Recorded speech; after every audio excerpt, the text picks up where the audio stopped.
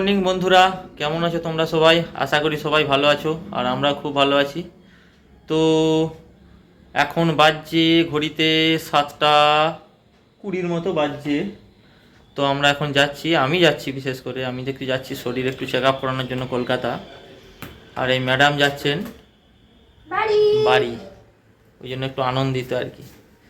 তো আমরা এখন রেডি হয়ে গেছি, উঠেছিলাম খুব সকাল সকাল। চলো এবার বেরাবো, টাইম হয়ে গেছে বাসেরও। চলো যাওয়া যাক, চলো রেডি, চলো চলো রাস্তায় যেতে যেতে আবার কথা হবে তোমাদের সাথে। তো এই যে ম্যাডামের নতুন ব্যাগ, বাড়ি যাবে বলে কিনে এনেছে। ব্যাগটা ওর থেকে বেশি ভারী হয়ে গেছে। কেমন লাগছে নতুন ব্যাগটা পিঠে নিয়ে?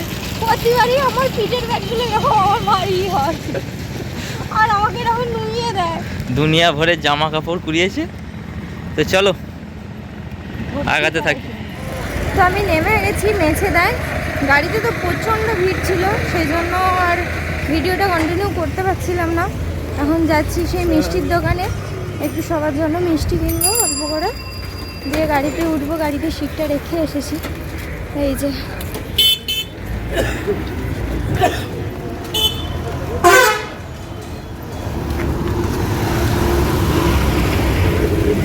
সেই মিঠাইওয়ালার কাছে মিষ্টি কিনবো, কিনে যাব।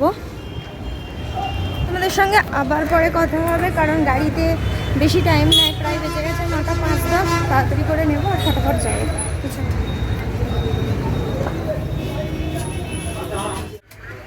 তাই এই তো দেখতেই পাচ্ছ, আমি মিষ্টি নিয়ে চলে এলাম। মিষ্টি নিয়ে এসে এরপর বসে আছি। এই পাশে রেখেছি মিষ্টির প্যাকেটটা আর সামনে রেখেছি বড় ব্যাগটা, কারণ কি জানি না যে এখন রাখতে দেবে কিনা। আপাতত রেখেছি, গাড়িটা এখনও ছাড়েনি। দেখো ড্রাইভারের সিট খালি আছে আর আমি এখানে বসে একটু ভিডিও করছিলাম আর কি, এই আর কি। তো এইখানটায় দেখো কেমন রোদটা আসছে, একদম পুরো মুখটার উপরে পড়ছে। মুখটা না, পুরো বডিতেই পড়ছে, এত গরম লাগছে কি আর বলবো। আর বরবাবু ওইদিকে বাসে উঠে পড়েছে, ও যাচ্ছে ডাক্তার দেখাতে। একদম ডাইরেক্ট কলকাতার বাস ধরেছে। ফোন করেছিলাম একটু আগে, বললো বসতে পারি না, কিন্তু প্রচণ্ড ভিড়। বলছে মনে হয় পুরো কলকাতাটাই যেতে হবে দাঁড়িয়ে। আর দেখো এই যে উল্টো দিকে দেখছি আয়নাতে যে বসিয়ে কেমন রোদটা লাগছে। আর এই যে ড্রাইভার কাকু উঠছে, উঠে এবার ছাড়বে। মনে হচ্ছে বাসটা ছাড়লে একটু রিলিফ পাবো, এত গরম কি আর বলবো। আর এখানে আস্তে আস্তে ছেড়ে দিয়েছে মেচেদা থেকে। চলো দেখতে থাকো।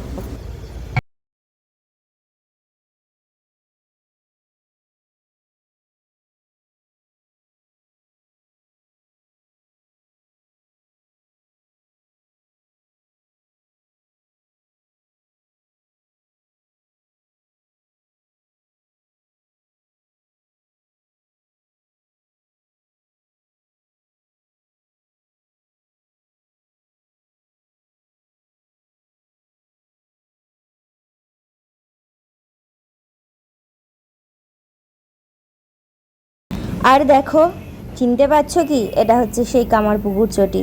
পুরোনো জায়গায় এসে বেশ ভালো লাগছে।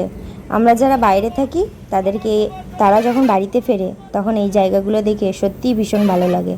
আর এই দিকটা দিয়ে দেখাচ্ছি, এইটা দিয়ে হচ্ছে আমাদের বরপুকুর যাওয়ার রাস্তা, আর এইটা দিয়ে হচ্ছে ব্যাঙাই যায়, ব্যাঙাই থেকে আমাদের ভুরকুণ্ড যাওয়ার রাস্তা।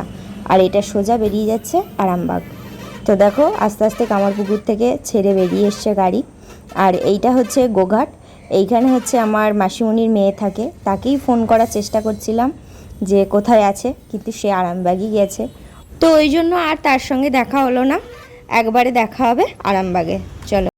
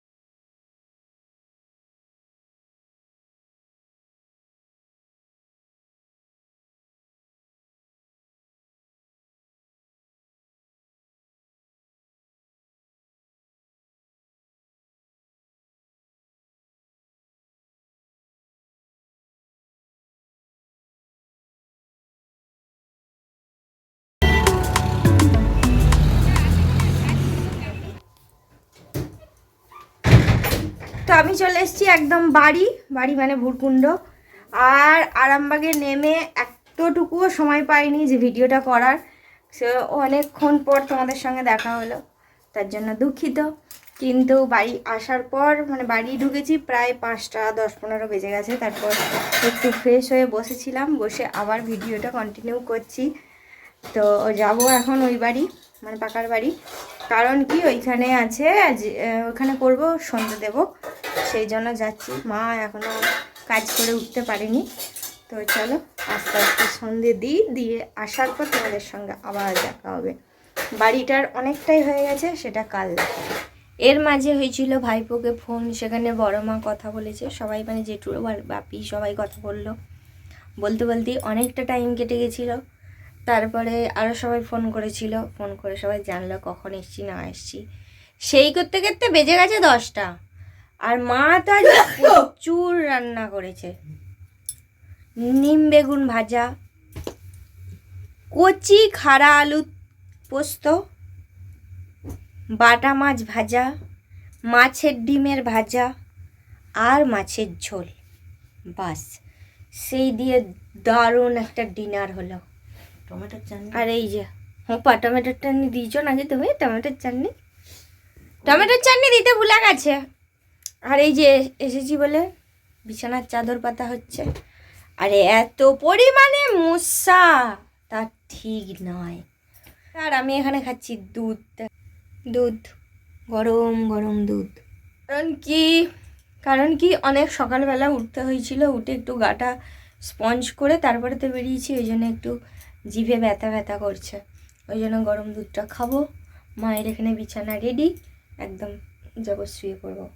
তো আজকের মতোই ভিডিওটা এখানে শেষ করছি, কালকে আবার কন্টিনিউ করবো। টাটা।